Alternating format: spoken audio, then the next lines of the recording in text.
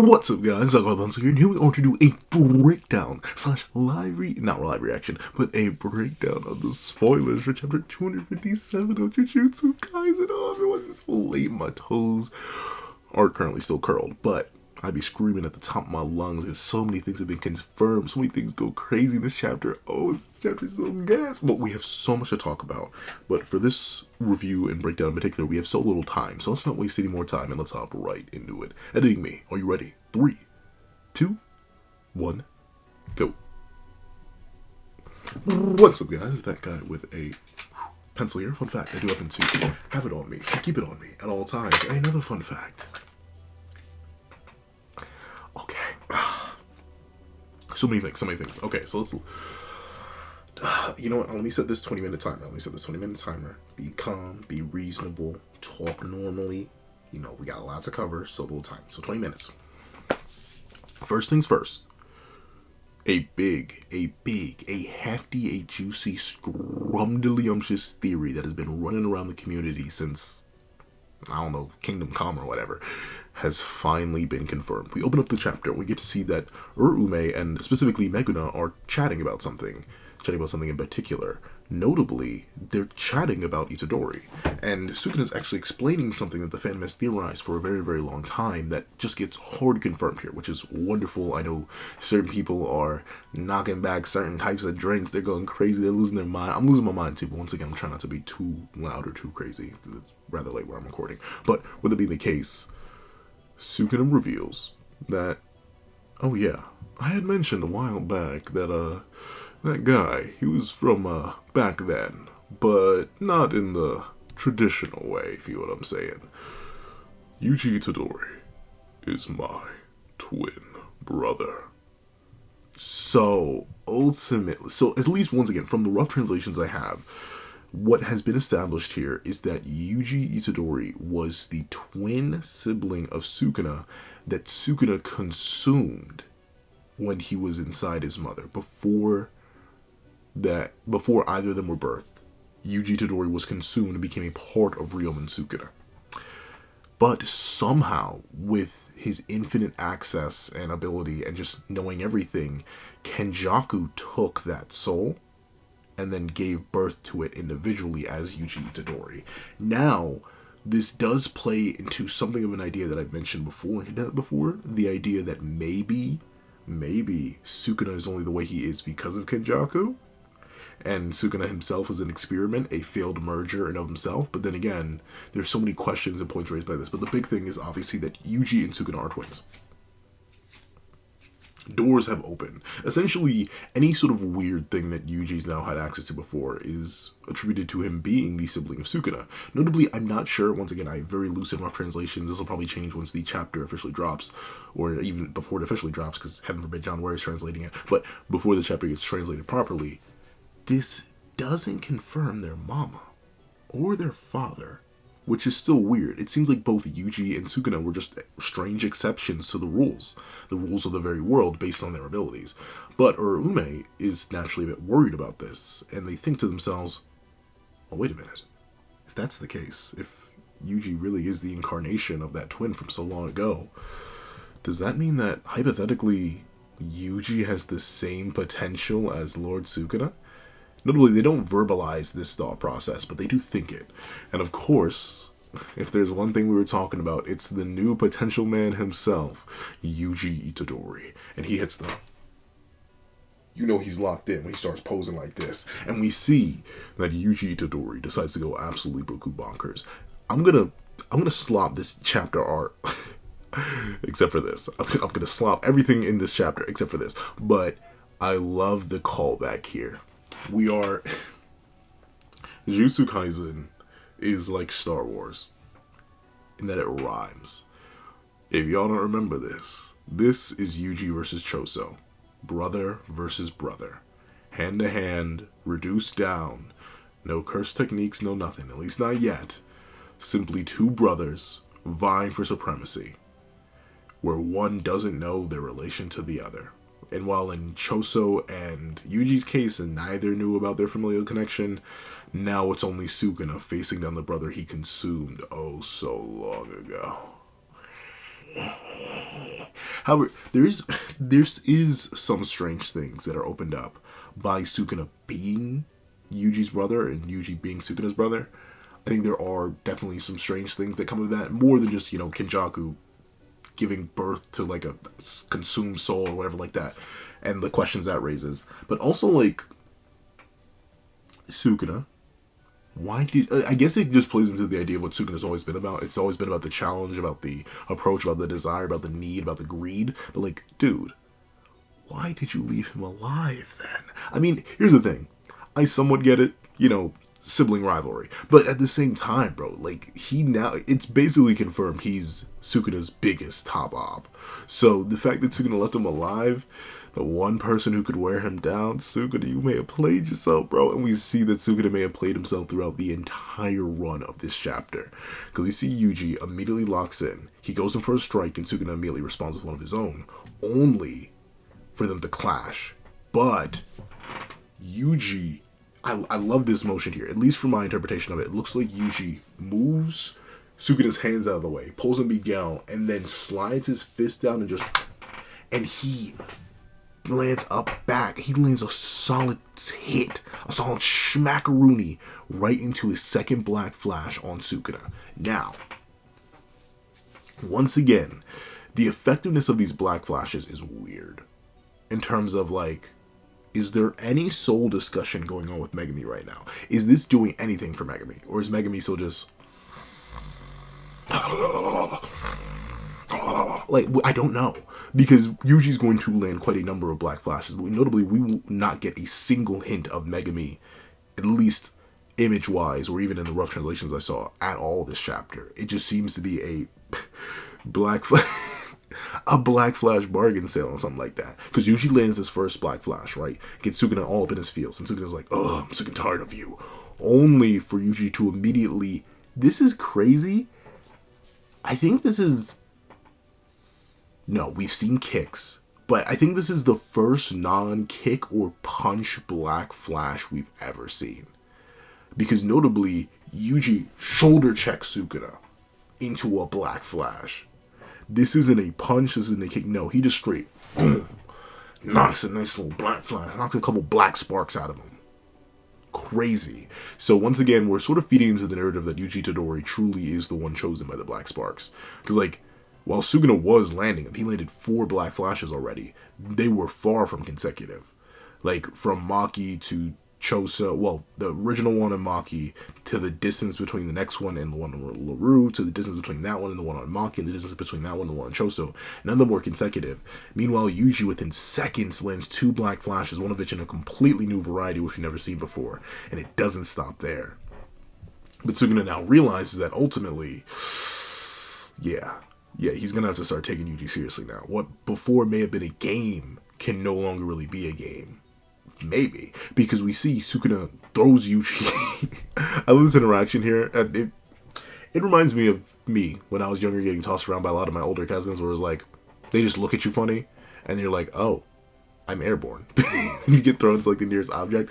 But we see Sukuna, I assume he just like blitzes Yuji here and like drop kicks him off the railing they're on. But Yuji has finally... Now, here's the thing. I'm not sure if this is something that comes purely from his awakening. I'm assuming it is based on the eye chain and stuff like that. But we finally get to see Yuji Itadori whip out cleave. Very specifically cleave. This isn't this mantle here because he's touching it, but he pulls out cleave. Interesting. I wonder if this is how Sukuna sees it too, or if this is just how Yuji sees cleave in his mantle, in his own perspective, where the scissor lines, like the lines you would see on a piece of paper for where you're supposed to cut, they appear and immediately devastate the entire pillar. And Yuji sends them all towards Sukuna. And Sukuna is forced to block and redirect some of them, which allows Yuji to get a grip on his ankle. Once again, these two are almost fighting in midair. I wouldn't say they're moving at like Maki speeds, Maki and Sukuna speeds, because once again, Yuji isn't necessarily platforming off air here, but he does get close enough to grab Sukuna's freed ankle, and you see he's ready to go for it. He was willing to slice Sukuna's leg apart here, but he very specifically isn't given the time to, because Sukuna's like, you do remember why you little bro, right? you just a meal to me. And he immediately goes to hit Yuji with the dismantle man. And notably, he does tag Yuji here, but Yuji simply does not care and lands another one, another black flash straight into Sukuna's side, doing crazy numbers, crazy work. Once again, if any of Sukuna's output and RCT or anything was starting to be restored, it is getting devastated, hit by hit, piece by piece, swing after swing. He's losing anything and everything he even hypothetically had up at this point, with how many black flashes you're just ruthlessly slamming into this man's guts.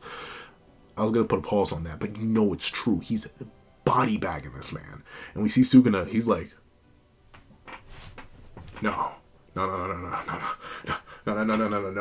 we aren't doing this. We can't do this, right? And we see Sukuna around, realizing that he may be a little bit cooked, gets cut away from. As, we do finally wrap up this conversation that was hinted at way back when, I believe in 222, where it was coming to talk to Gojo about something. And apparently he talks to Gojo, Shoko, and Ichichi all about using the ratio cleaver.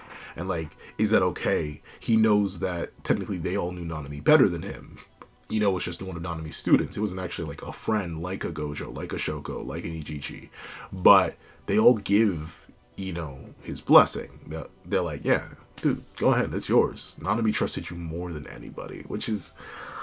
Oh, that's such a sweet thing, bro. Too bad Nanami's been gone for 5 years. Not 5, but 4 years, bro. Unfort.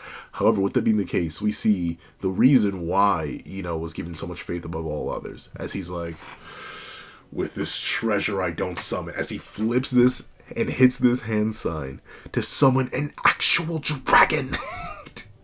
I have no idea where bro got. I guess, is this supposed to be Ryu? I'm not sure. I didn't notice that in the translation. But I think this is meant to be Ryu, a gigantic spirit dragon that he launches out, and it just tags and pins Sukuna down to the wall in midair. So Sukuna didn't air hop away from that. But once again, it comes down to a question of how freaky is Sukuna? How much of this is he doing for his own sick kicks? Probably a decent amount. I know Sukuna, he a little bit of a freaky deaky fella. You can't fool me, Mr. King of Curses. I know what you into. But with that being the case, we see Sukuna just gets viciously, violently, and horridly slammed against this wall.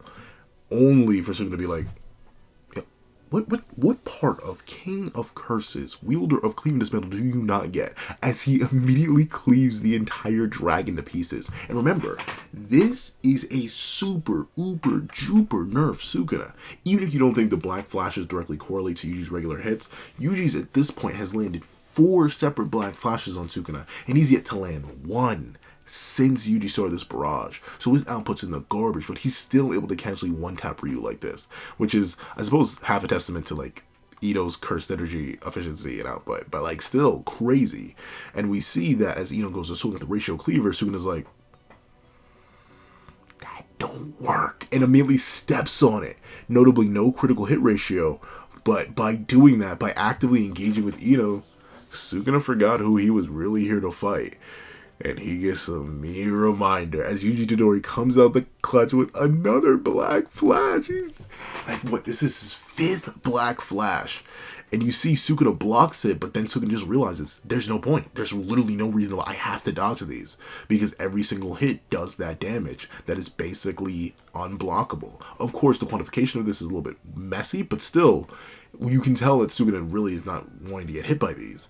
And we see Ino just laid out on the ground. I still give credit to Ino. I thought that boy was gone. And a lot of people thought he had lost his arm, too. Apparently he did not. But with that being the case, he is laid out on the ground, feeling like his mission is somewhat complete. And then we see Sukuna like, I got something for you, little bro. Let's play hopscotch. And proceeds to destroy the entire floor they're fighting on. And then Yuji and Sukuna start going. They get nice close range, that close quarters midair type beat. And Yuji's just like, I'm sorry, buddy, but you can't little bro me anymore. You're the little bro to me. Grabs Sukuna's arm, throws him back against the wall.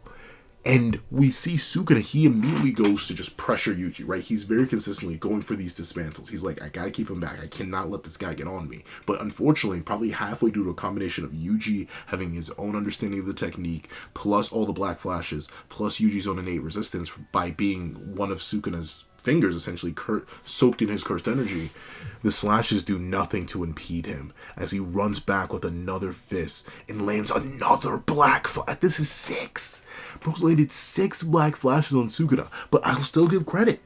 Despite Sukuna being 6 black flashes from the soul-seizing Yuji Itadori deep, he's still just fighting like an animal with one arm, no business held back or nothing. He straight palms Yuji. How much time do I have left? He straight palms Yuji's domer and is like, I'm gonna take that, my G, don't mind me, and he takes it.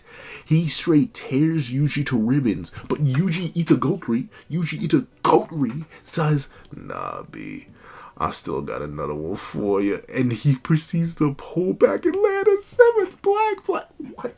He's cooking insanely. This man is cooking insanely. Now he really looking like his big brother, bro.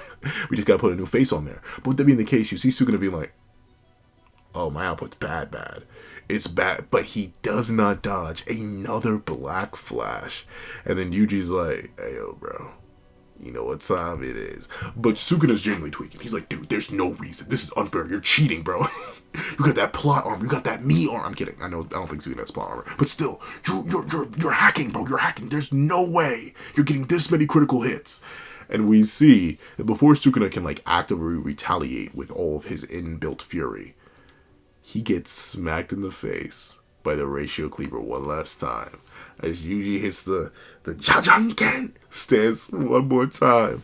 And Ino's just like, dude, you don't know what it's been like for real. You know, I'm just tired. I ain't really want to be here, but you know, I'm locked in. Gotta stay locked in.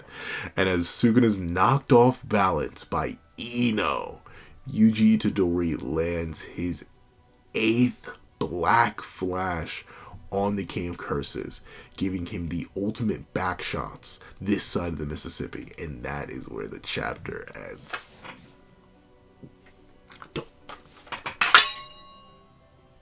Of course you have to be good when I need you to be quiet. Of course. But still, yo, this chapter, it is so much gas. It is straight fire. I have just one desire to get some more fire. This chapter's gas. Notably, it is almost basically the Sukuna for Yuji 1v1 I wanted, but throwing Ino in there as like a final way to wrap up his character is fine enough, and I still think we're going to get more of the Yuji v Sukuna one-on-one. And honestly now, I'm actually a little bit worried. I think the door has been opened. The door to certain ideas have been opened. I won't go too in depth here because I'm trying to save some ideas, but also because I'm not too sure. I do want to like think about this chapter a little bit more.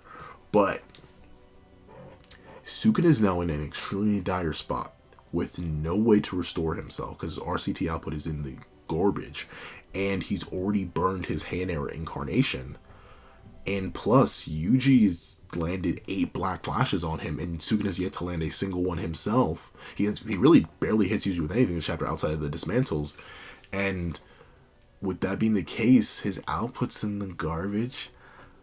He probably can't just restore that immediately unless he like sacrifices a portion of his soul or something like that. That's even something he can do with a binding vow. So something's going to happen. It's going like, and maybe I'm just straight steeped in negativity too much, but the one thing I'm worried about with how crazy this chapter is and how much I love it and how happy I am we don't have a break next week, the thing I'm mainly worried about is that things are going just a bit too well. Things are going a bit too simple, a bit too clean. I can literally hear Utada Hikaru in the background singing right now, and that's not a good sign. That could get my channel copyrighted. Like, legit, I don't know, I'm genuinely worried a bit because of how clean this is going. Something's going to happen. Whether that's Rume based, whether that's merger based, whether that's Hikari based, something's going to happen that's going to flip the script back in Sukuna's favor. Because this looks a little bit too clean, a little bit too simple, a little bit too easy. But hey, if there's one thing I will admit, this does just fully kind of sort of shut down any sort of like resurrection of Gojo. Or at least resurrection of Gojo in time for this fight. Because now it'd just be way too unfair. Unless Sukuna is revealed to be holding back, and he's like on a Beerus type beat where he's holding to like a trillionth of his power. When he starts using a billionth of his power, he's not gonna wipe Yuji. The battle's no longer the wide, uncrossable, untellable gap that it was. Now it's nice and close, closely bonded, and things can definitely, and I mean definitely, get tragic. However, that is what I think. Please put you guys in the comment section down below. If you guys enjoyed this little spoiler discussion, please let me know down below. I'd greatly appreciate it. Any bit of engagement desperately helps the algorithm. So I'd greatly appreciate it. If you made it all the way to the end of this video, please leave Black Flash Fever, BFF, Black Flash Fever, in the comment section down below. To thank you so much for watching. Please remember to leave a like, share, comment, and subscribe, and make sure you hit that little notification bell so you don't miss out on any videos that come to the channel. Also, I do have a Patreon below where you can support me for as low as $1 a month. Things like exclusive videos, early content, and more. Also, now become a member of the channel for as low as $3 a month to get the same perks and more. Some of those perks include the live reaction to this very chapter, ad-free variations of all my videos, and if you become a $25 Patreon, $25 member, you can order whatever video you want. Also, if you want to make a one-time donation or a one-time video request, the link to my Ko-Fi will be in the description down below. Now, thank you so much for watching once again, and I hope you guys have a wonderful day. This would happen to be that guy pencil writing off.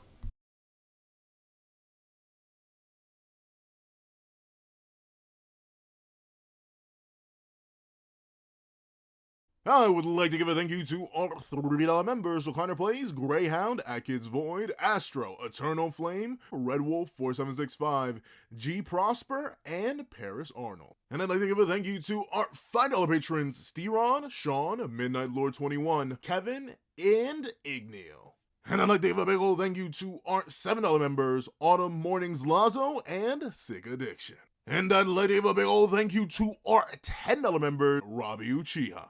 And I'd like to give a gargantuan thank you to our $10 patrons: Panda Goat, Joaquin, and Idemokami. And I'd like to give a gargantuan scrumdiddlyumptious thank you to our $25 patron, ChinaDoll09. And I'd like to give another gargantuan gargantuan, I have no idea what that word.